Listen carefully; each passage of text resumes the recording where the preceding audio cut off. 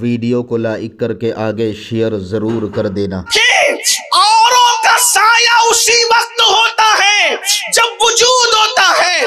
वजूद कब्र में चला जाए तो साया नजर नहीं आता, लेकिन ये मुस्तफा जान रहमत की वजूद की कितनी बड़ी निशानी है कि हुजूर के कब्र अनवर में जाने के 500 साल के बाद अल्लाह ने मुस्तफा जान रहमत के तने बेसाया के साया को जाहिर फरमाया। साए से अंदाजा करो, ताकतवर से ताकतवर का साया कोई काम नहीं कर सकता, लेकिन गौसे आजम साया मुस्तफा का नाम है, जिसके साए की शान का ये आलम है, उसके वजूदे नाज की शान का आलम क्या हो। गौसे आजम ने दीन जिंदा किया है और वो साया मुस्तफा है गौसे आजम। एक मर्तबा सैयदना मखदूम अशरफ जहांगीर सिमनानी रदी अल्लाह तआला फरमाते हैं कि गौसे पाक से किसी ने पूछा, बल्कि आपके साहबजादे ने पूछा कि बाबा जान, जो निशानियां लोग रसूलुल्लाह में देखते थे, वो करामतें, वो मोजज़ात जो हुजूर में देखे जाते थे, वो बशक्ले करामत आपकी जिंदगी में देखा जा रहा है, वो क्या है? तो गौसे पाक फरमाते हैं, मेरे बेटो, अब्दुल कादिर जब तक था, अब जो तुम वजूद देखते हो वो अब्दुल कादिर का वजूद नहीं है, बल्कि वो मोहम्मदुर रसूलुल्लाह की अनवार की जलवागरी है। जिसने देखा मेरी जान जलवे ज़ेबा तेरा।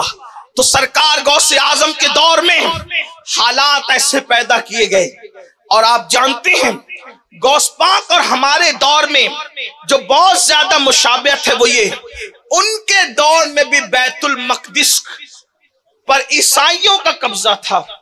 हमारे दौर के भी हालात आप देख लें, मैं उसमें कोई तफसीरा नहीं करूंगा, लेकिन तवज्जो करें, गौसे पाक के दौर में बिगड़ी हुई कौम के हालात देखें, अपने दौर में बिगड़ी हुई कौम के हालात देखें।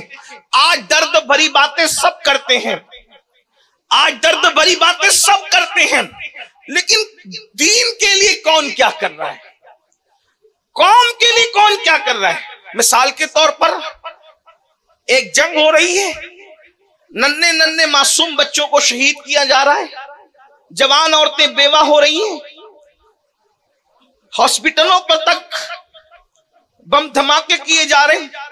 इन हालात में मुसलमान क्या कर रहा है? आप बताएं क्या कर रहा है? क्या सिर्फ दर्द भरी क्लिपें, शहादतों की तस्वीरें व्हाट्सएप पे शेयर करने से मसाइल हल हो जाएंगे, या जलसों में दर्द भरी बातें करने से मसाइल हल हो जाएंगे? आप मुझे बताएं। पूरे हिंदुस्तान में मैं लोगों से ये कह रहा हूं, जंग फिलिस्तीन में हो रही हो, हिंदुस्तान में जंग फिलिस्तीन की जंग को लेकर हमें माहौल नहीं खराब करना अपने मुल्क का, हमें अपने मुल्क का अमन अजीज है। मेरी गुजारिश तो ये थी कि अगर उन मुसलमानों से आपके दिल में कोई दर्द होता तो आप रोड पर मस्तियां करने की बजाय मस्जिदें भरते, और मस्जिदें भर करके वहां अल्लाह की बारगाह में दुआ करते। कितने मुसलमान है बताओ कि जिन्होंने उन कत्ल होने वाले, उन बर्बाद होने वाले, उन तबाह होने वाले मुसलमानों के लिए गिड़गिड़ा कर अल्लाह की बारगाह में दुआ की।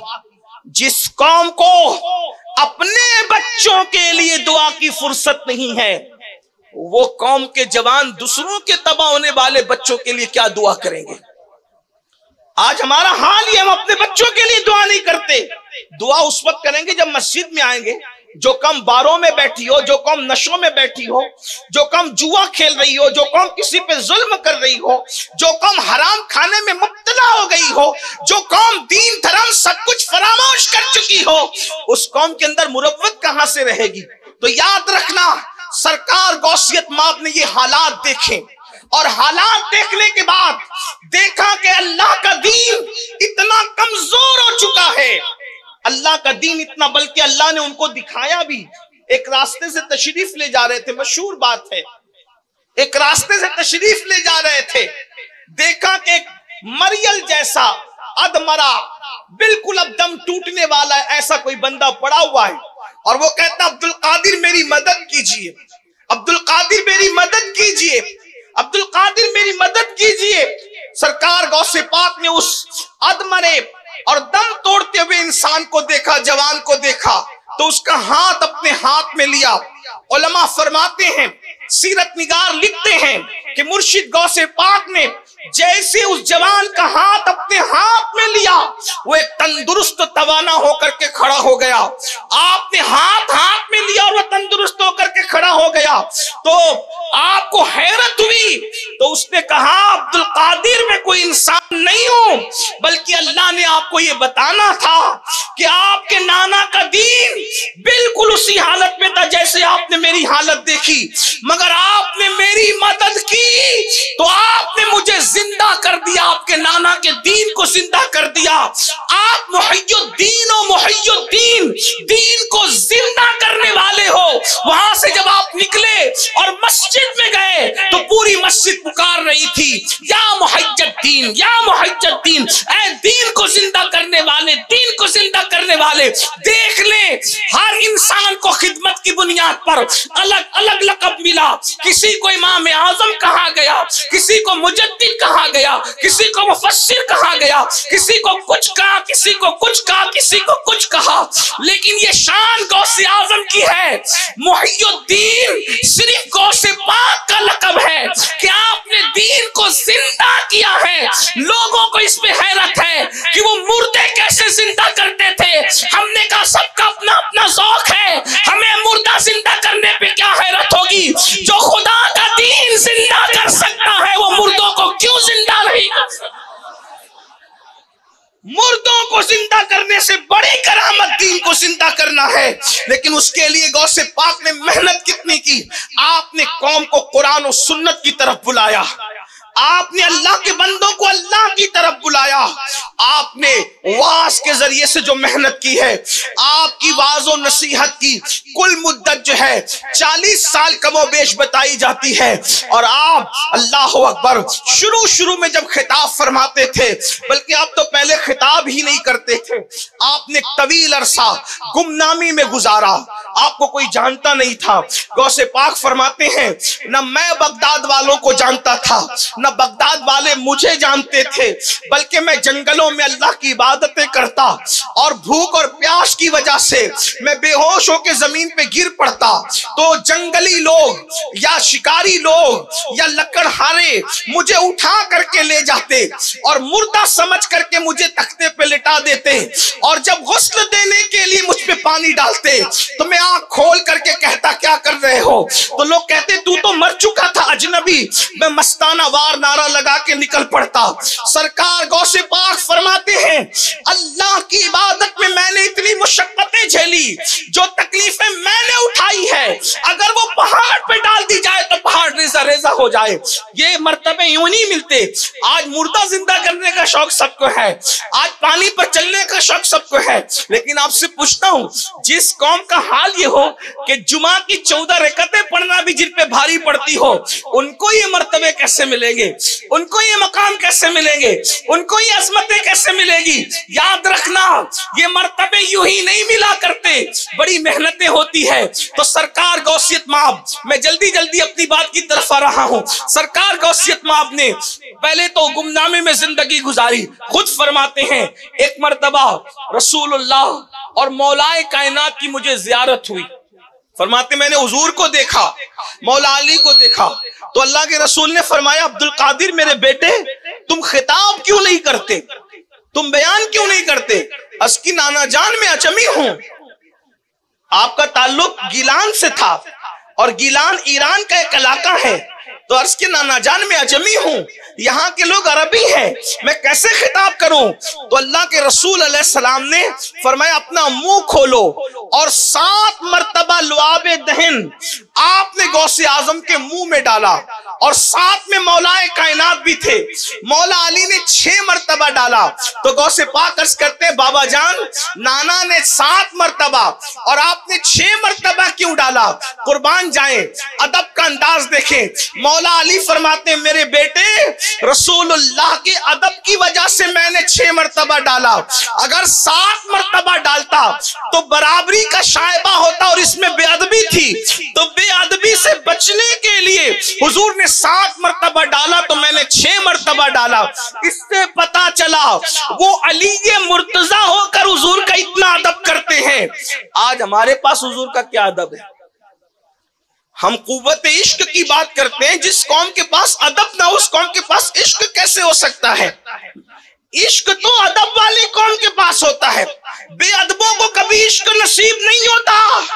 आज ये कौम बेअदबी की तरफ है, बेअदब हो चुकी हमारी कौम। न माँ बाप का अदब है, न बड़ों का अदब है, न कुरान का अदब है, न मस्जिदों का अदब है, न नमाज का अदब है, न वलियों का अदब है, न नबियों का अदब है। हत्ता कि ये कौम अल्लाह का अदब भी भूल चुकी। वमा क़दरुल्लाह हक़्क़ क़द्रिही, तुमने अल्लाह की वो कद्र नहीं की जो कद्र करने का हक था। जो कौम खुदा की बेअदब हो जाए उस कौम को तबाह ही किया जाता है, उस कौम को बर्बाद ही किया जाता है। आप कहेंगे अमीनुल कादी तू कैसी बात कर रहा है, हम अल्लाह के बेअदब है। मैंने कहा फिर क्या हो, मुझे फलसफा या खुद समझा दो या समझ लो। अल्लाह के बेअदब हो, रसूलुल्लाह के बेअदब हो, और जानबूझकर नहीं, लाशऊरी तौर पर कर रहे हो। मैं आपको गुस्ताखी रसूल कहने नहीं आया, आप मुझसे बड़े आशिक रसूल, आप मुझसे बढ़कर अल्लाह से मोहब्बत करते हैं, लेकिन लाशऊरी तौर पर ही सही कहीं ना कहीं बेअदबी हो रही है। आप कहेंगे वो कैसे?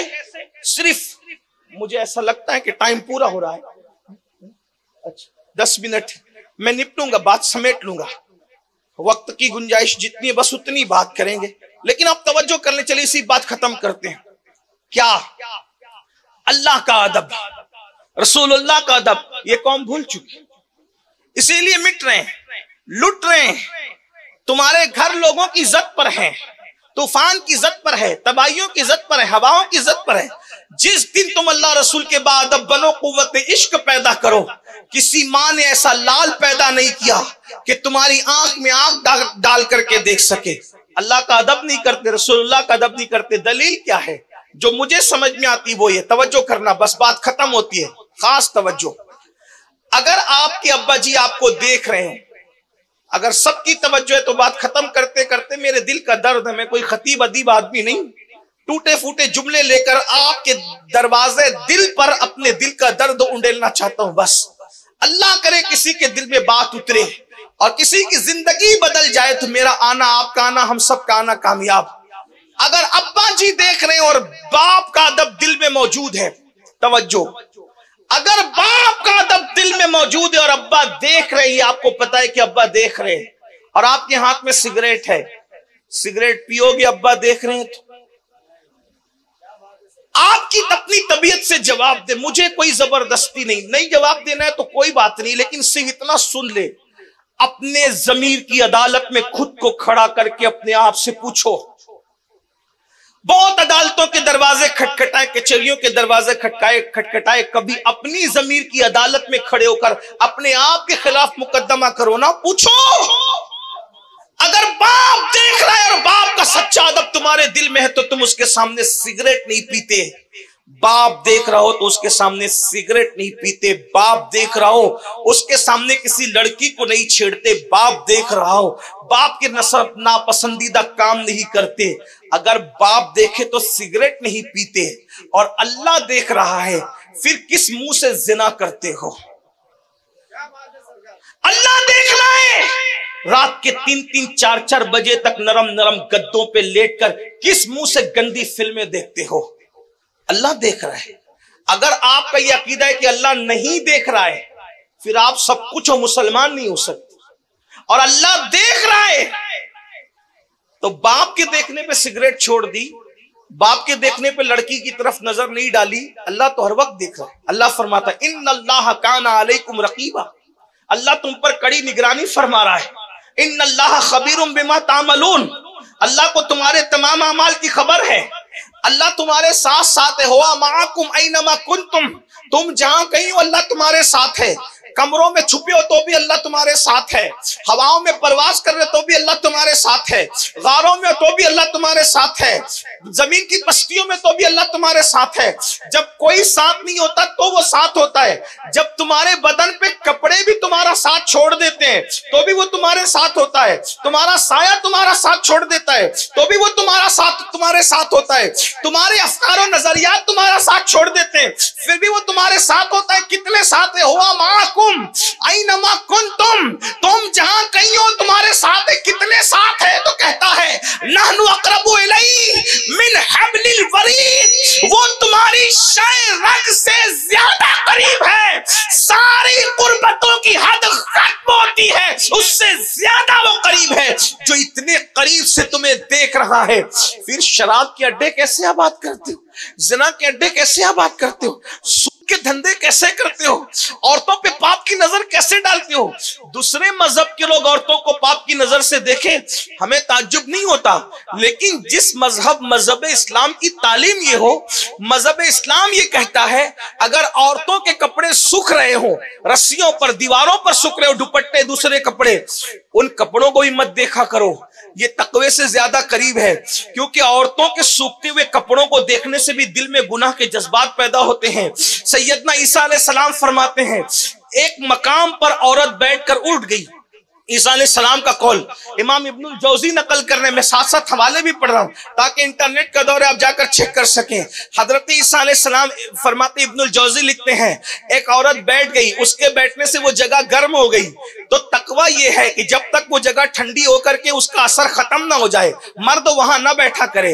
अगर उसकी गर्म की हुई जगह पे मर्द बैठेगा तो उसके दिल में पाप जन्म देगा, उसके दिल के अंदर जराइम के जज्बात जन्म लेंगे। जो मजहब औरत की गर्म की हुई जगह पर बैठने से बतौर तकवा रोक देता हो, आज अगर उस मजहब के मानने वाले जिना की फिल्में देख रहे हैं, जिस मजहब में औरत का पाप की नजर से औरत का चेहरा देखने पे, सिर्फ पाप की नजर से औरत का चेहरा देखने पे, जिस मजहब में ईमान पर खात्मे के, अल्लाह अकबर, अल्लाह अल्लाह, ईमान पर खात्मे के असबाब खत्म हो जाते हैं। बल्कि बुजुर्गों ने फरमाया जो औरतों को पाप की नजर से देखेगा, डर है मरेगा तो कुफ्र पर मरेगा, उसका खात्मा खराब होगा, उसका ईमान पर खात्मा नहीं होगा, छिन जाएगा मरते वक्त ईमान। जो औरतों का चेहरा पाप की नजर से देखे मरते वक्त तो उनकी जबान पे कलमा नहीं आएगा। जो जिना होते हुए फिल्मों में देखे उनका क्या होगा, है? आप अंदाजा फरमाएं। और फिर ये चीज आम हो रही है, नालियों के किनारे बैठकर, गाड़ियों में बैठकर, रिक्शों में बैठकर, टैक्सियों में बैठकर रात दिन इस जुर्म में मुब्तला हो। हंसने की बात नहीं है, ये दुनिया है, दुनिया इम्तिहान का है। कुरान कहता है अल्लज़ी खलक़ल मौत वल हयात लियब्लुवकुम अय्युकुम अहसनु अमला, हमने जिंदगी और मौत पैदा करके तुम्हारा इम्तिहान लिया है कि कौन थोड़ी सी जिंदगी पाकर अच्छा अमल करता है। यहाँ हमेशा रहने नहीं आए। जवानी के घमंड में खुदा को नाराज करने वालों, जवानी के गुरूर में अल्लाह को गजब को दावत देने वालों, किसकी जवानी रही जो हमारी रहेगी, किसकी जवानी रही जो हमारी रहेगी, तौक़त किसके पास रही जो हमारे पास रहेगी। एक दिन बुढ़ापा जरूर आएगा, खत्म होने वाली जवानी चली जाएगी, न खत्म होने वाला बुढ़ापा जरूर आकर रहेगा। अल्लाह के बंदो, अल्लाह का अदब जो कौम छोड़ दे उसकी तबाही से उसको कौन बचा सकता है। सबको तो छोड़ो, माँ बाप का अदब भी गया, खुदा का अदब भी गया, रसूल का अदब भी गया। याद रखना, जिस कौम के पास अदब नहीं, उस कौम के पास इश्क नहीं, जिस कौम के पास इश्क नहीं वो कौम नहीं है बल्कि खाक और राख का ढेर है। इकबाल कहते हैं बुझी इश्क की आग अंधेर है, मुसलमान नहीं राख का ढेर है। राख के ढेर से भी कभी इनकलाब आता है। राख तो इधर उधर फिरती रहती है, हवाओं के दोष पर जलील और रुस्वा होती रहती है। जब तक कि अल्लाह रसूल का अदब न करोगे, और अदब सिर्फ हाथों के बांधने और गर्दनों के झुकाने का नाम नहीं है, बल्कि अदब दिल के झुकाने का नाम है। अल्लाह के बंदो, अल्लाह की इताअत पर अपना दिल झुकाओ, अल्लाह की इताअत पर अपना दिल झुकाओ। बड़ी माजरत के साथ, वक्त होता तो बातें हंस करता, लेकिन बात खत्म करते करते हंस करूं। क्या वो लोग थे, लोग कहते हैं सलाहुद्दीन ने बैतुल मुकद्दस फतेह किया। बैतुल मुकद्दस फतह करने वाले सलाहुद्दीन को तैयार किसने किया? सलाहुद्दीन को तैयार किसने किया? एक बात आप क्या समझते हैं, ये जो उलमा है इनको हकीर न समझना, ये सूफिया इनको हकीर न समझ। अगर ये मैदान में ना आए, लेकिन हर मर्द मैदान को उलमा ने तैयार किया, सूफिया ने तैयार किया, मशाइख ने तैयार किया। जिस सलाहुद्दीन पर लोग नाश करते हैं, उस सलाहुद्दीन को तैयार किसने किया था? उस सलाहुद्दीन को तैयार करने वाली हस्ती को शेख अब्दुल कादिर जिलानी कहते हैं। मुरीद था सलाहुद्दीन अय्यूबी गौस पाक का, उसके अब्बा मुरीद थे गौस पाक के, उसके दादा मुरीद थे गौस पाक, उसकी 3 पुश्ते गौस पाक की मुरीद थी। बल्कि सलाहुद्दीन की जिंदगी में ये बात मौजूद है, जब वो इंतकाल कर रहे थे तो किसी ने कहा सलाहुद्दीन कितने खतरे तुमने मोल लिए, लेकिन तुम्हारी गर्दन पर तलवार का कोई निशान नहीं मिलता। गर्दन पर तलवार का निशान, गले पे तलवार का निशान। लेटे थे, उठकर बैठ गए, कहने लगे क्या समझा? जब मैं मुरीद होने के लिए अपने बाबा के साथ गौस पाक के यहाँ गया था तो लोग सर पे हाथ रख के दुआ करते हैं, मेरे पीर ने मेरे गले पे हाथ रख के दुआ की। जिसके गले पर गौस पाक जैसे मुर्शिद का हाथ, तो उस गले को कोई जख्मी कैसे कर सकता है? नारे तकबीर, नारे रिसालत, सरकार गौसे आजम सुल्तान सलाहुद्दीन अय्यूबी। क्या दबे जिस पे हिमायत का ओ पंजा तेरा, क्या दबे जिस पे हिमायत का ओ पंजा तेरा, शेर को खतरे में लाता नहीं कुत्ता तेरा।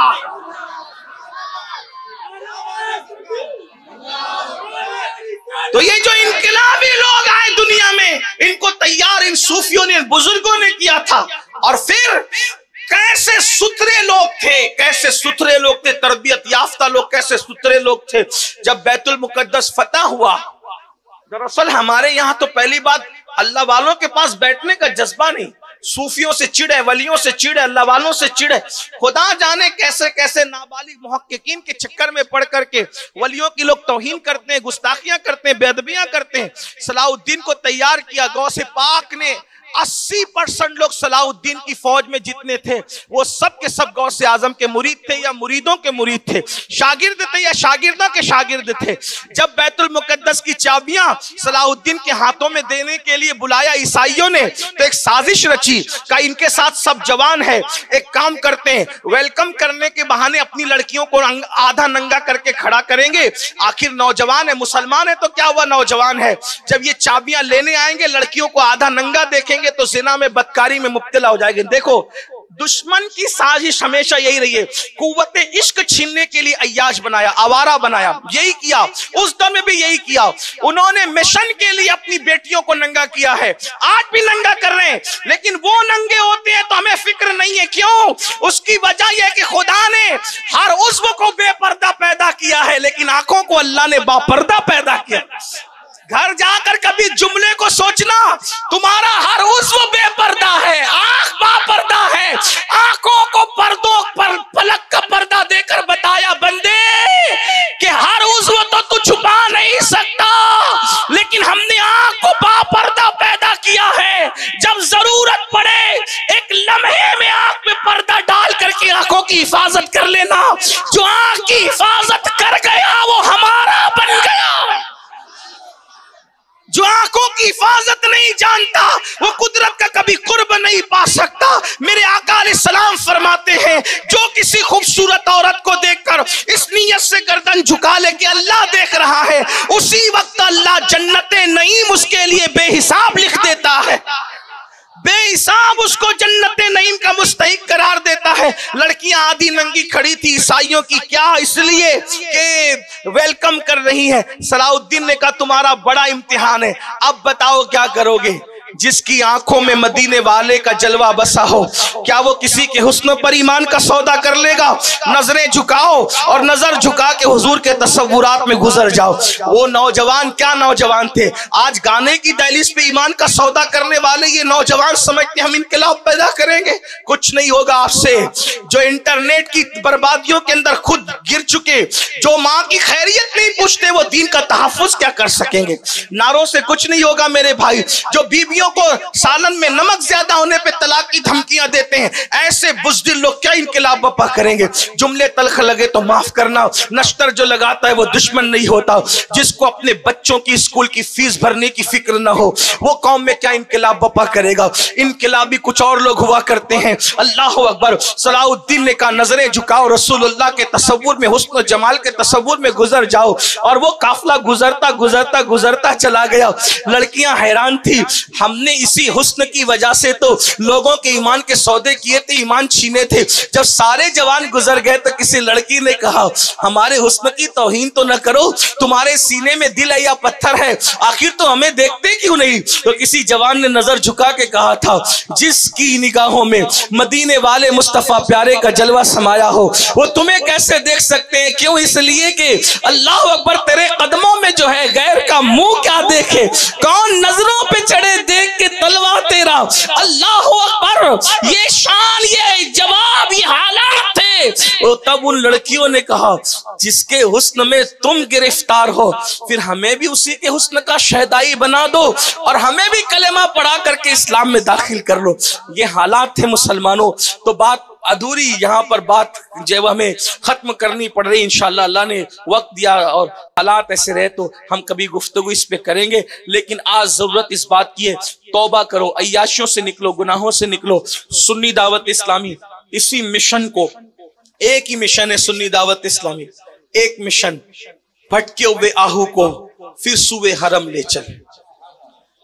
इस कौम की आवारगी को खत्म करके मुस्तफा जाने रहमत के कदमों में ले जाना है। कल भी तरक्की मिली थी हुजूर के कदमों से, आज भी तरक्की मिलेगी हुजूर के कदमों में आने से। कल भी तरक्की मिली थी कुव्वत इश्क से, आज भी तरक्की मिलेगी कुव्वत इश्क से। इसलिए आओ हुजूर के बन जाएं, सबके बन के देखें, एक बार हुजूर के बन के देखें। सबसे इश्क करके देखा, एक बार हुजूर से इश्क करके देखें। सबसे दिल लगा के देखा, एक बार हुजूर से दिल लगा के देखें। सबके लिए रो के देखा, एक बार हुजूर के लिए रो के देखें। सबके लिए जग के देखा, एक बार हुजूर के लिए जग के देखें। सबसे वफा करके देखा, एक बार उनसे भी वफा करके देखें। मैं तो ये कहता हूं, अल्लाह की कसम मुसलमानों, याद रखना, जिस दिन हुजूर से सच्चा इश्क होगा, अकेले रहोगे तो तन्हाई नहीं सताएगी, दिल चाहेगा कि कोई मेरे साथ साथ चल रहा है।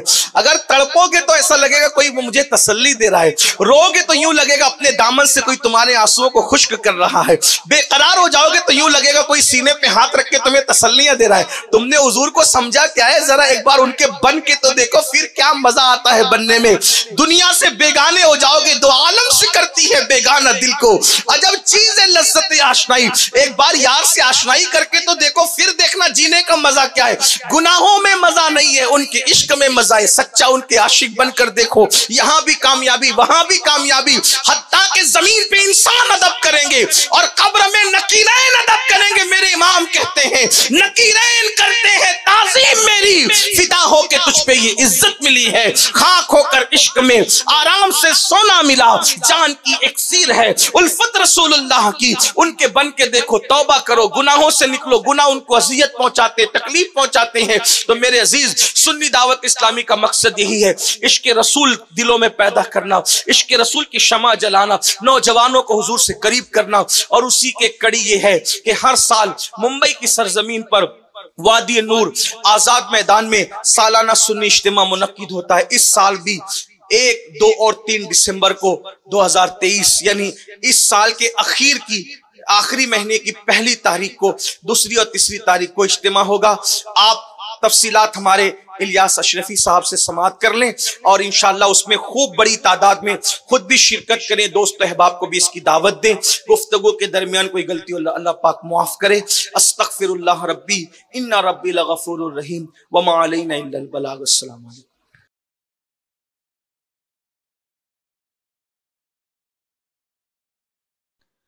वीडियो अगर अच्छा लगा हो तो लाइक करके आगे शेयर ज़रूर कर देना। अल्लाह रब्बुल इज़्ज़त इसका सिला, इसका सवाब आपको ज़रूर अता फ़रमाएगा। और अपने दोस्तों से इस चैनल को ज़रूर सब्सक्राइब कराइएगा ताकि वो लोग भी जो है दीनी मालूमात हासिल कर सकें। अल्लाह हाफिज़। अस्सलामु अलैकुम व रहमतुल्लाहि तआला व बरकातुहू।